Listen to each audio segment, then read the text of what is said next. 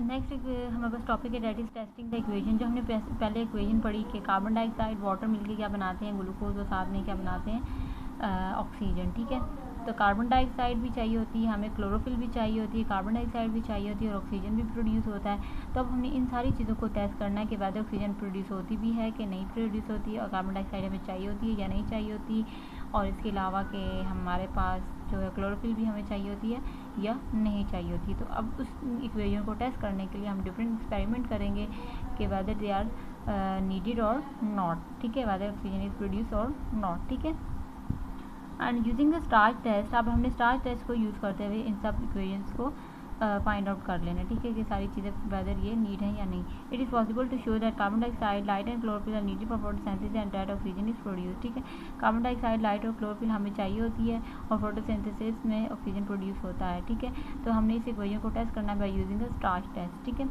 अब क्या होगा हमारे पास, हमने क्या करना है, ऑक्सीजन इज़ प्रोड्यूस, हमें ये चेक करना है कि ऑक्सीजन प्रोड्यूस हो रहा है या नहीं। उसके लिए हम क्या करेंगे, हमने एक ले लेना है वेसल ले लेना है, उसके अंदर हमने बीकर डाल देनी है। ठीक है, टेस्ट ट्यूब डाल लेनी है। टेस्ट ट्यूब के अंदर हमने क्या करना है, एक प्लांट ले लेना कोई भी। ठीक है, यहाँ पे हमने लिया हुआ है पॉन्ड वीड। ठीक है, पॉन्ड वीड लिया हुआ है, और उसके साइड पे हमने ये टेस्ट ट्यूब को फिट कर दिया। ठीक है, इतना फिट करना है कि हमारे पास ये बिल्कुल टाइटली वेसल के साथ, बीकर के साथ फिट हो जाए। ठीक है, ऊपर से हमारे पास क्या आ रही है, सनलाइट आ रही है। ठीक है, और ये हमारे पास क्या है, गैस कलेक्टिंग है, इसके अंदर क्या होगी, गैस कलेक्ट होगी।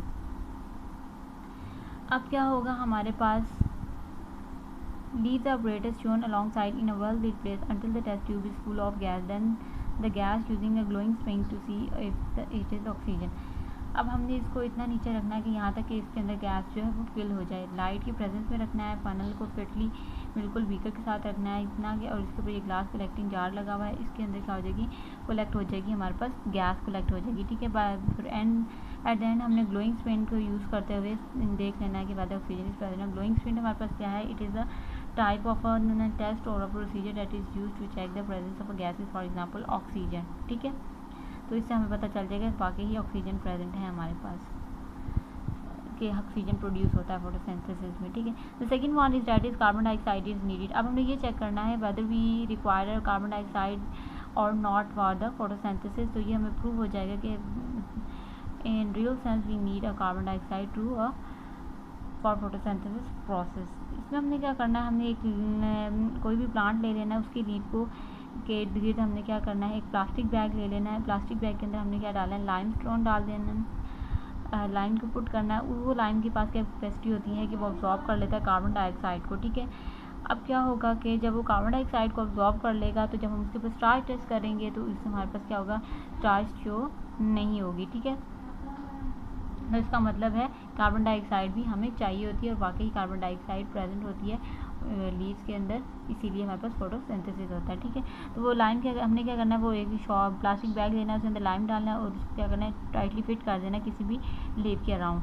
टाइटली फिट कर देंगे तो वो प्लास्टिक बैग जो लाइम है जिसमें, वो ऑब्जॉर्ब कर लेगा उस कार्बन डाइऑक्साइड को। जब वो कार्बन डाइऑक्साइड को ऑब्जॉर्ब कर लेगा, तो एज अ रिजल्ट जब फिर हम लीव लेंगे उसको, जब हम स्टार्च का टेस्ट करेंगे तो उसमें कोई भी स्टार्च शो नहीं होगी। तो इट्स मीन्स दैट वाकई कार्बन डाइऑक्साइड रिक्वायर होती है फोटोसिंथेसिस के लिए, क्योंकि जब स्टार्च नहीं होगी तो it's means that there is no photosynthesis.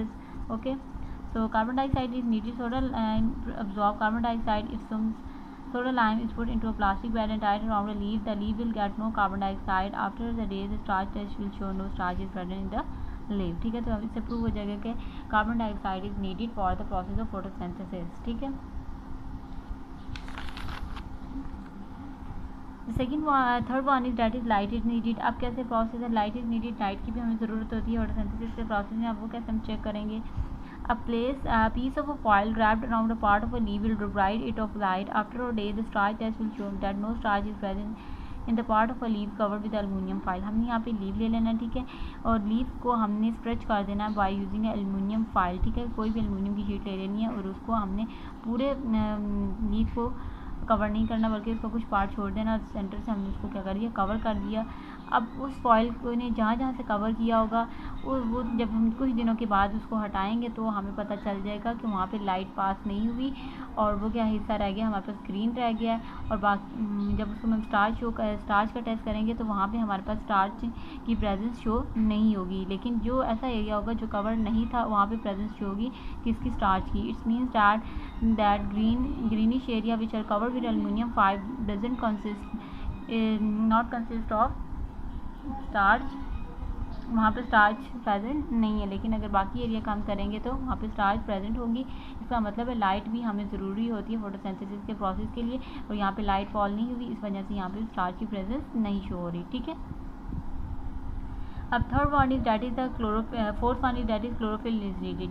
अब क्लोरोफिल भी हमें ज़रूरत होती है for the process of photosynthesis that is present in the chloroplast. अब हमने क्या करना है, एक हमने क्या लिखना है, वेरीगेटेड लीव लेना। वेरीगेटेड लीव मीन्स दैट कि ये जो वाइटिश पार्ट है, वाइटिश पार्ट में हमारे पास क्या होती है, स्टार्च प्रेजेंट नहीं होती, बल्कि ये जो ग्रीनिश पार्ट होती है इसमें स्टार्च प्रेजेंट होती है। ठीक है, अब हमने ये टेस्ट करना है कि whether क्लोरोफिल इज नीडेड और not. A variegated leaf has no chlorophyll in the white part. A starch test will show that starch is only present in the green part। ठीक है, अब वेरीगेटेड लीव लिया हमने, उसके ऊपर हमने क्या किया, स्टार्च का टेस्ट किया, इसके ऊपर हमने आयोडीन पुट की। जब आयोडीन पुट की तो हमारे पास ये जो वाइटिश एरिया है ये वाइट ही रहा है, मतलब हल्का ग्रीन रहा है पैरेट कलर का, लेकिन जो बाकी ग्रीनिश एरिया था वो कन्वर्ट हो गया ब्लैक ब्लू में।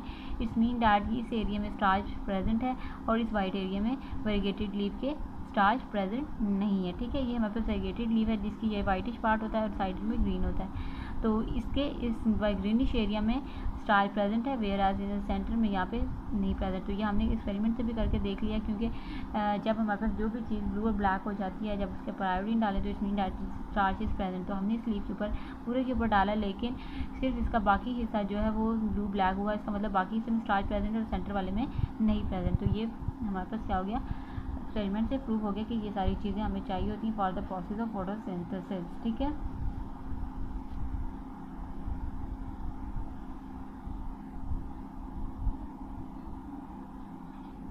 The rate of photosynthesis in a variegated leaf is not as fast as in all green leaves. ठीक है, अब क्या कहते हैं, ग्रीन लीव्स में ज़्यादा फोटोसिंथेसिस होता है as compare to variegated leaf. Variegated leaf में कम इस वजह से होता है क्योंकि उसमें जो कुछ पार्ट होता है वो वाइटिश होता है और वहाँ पे स्टार्च प्रेजेंट नहीं होती, और इस वजह से वहाँ फोटोसिंथेसिस नहीं होता। लेकिन ग्रीनिश पार्ट में होता है, इसलिए as compare to other leaves वहाँ उसमें क्या होता है, कम होता है फोटोसिंथेसिस का रेट। ठीक है, variegated leaves can be other colours as well as green and white. ठीक है, ग्रीन और वाइट भी कलर हो सकता है वेरीगेटेड लीव का।